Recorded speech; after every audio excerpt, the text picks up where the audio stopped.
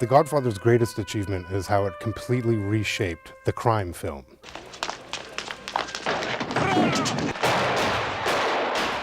For years before The Godfather, the crime film was actually a cat and mouse chase between the criminal and the police. But The Godfather is told entirely from the point of view of the gangsters. The only policeman you ever see is a corrupt one.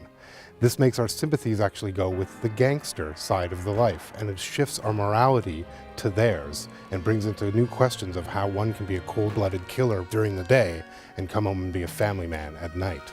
Godfather?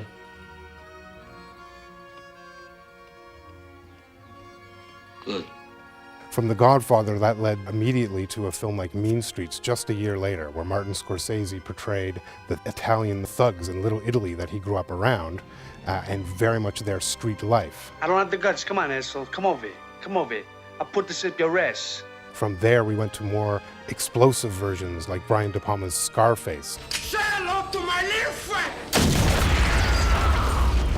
A remake of a 1930s crime film, but here, where we largely see no police at all and are entirely centered on a gangster with almost no morality.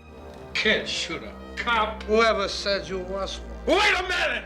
From there, we move on to perhaps the greatest spiritual successor to The Godfather, Goodfellas. As far back as I can remember, I always wanted to be a gangster. A film, again, embedded on the street level, away from the crime bosses, and more on the street level criminals themselves and their daily lives. And from there, we see a new breed of gangster movie emerge with films like Menace to Society, which create a new mythology for a new generation.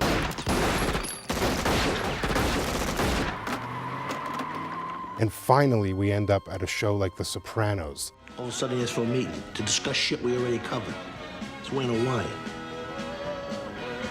You got my okay.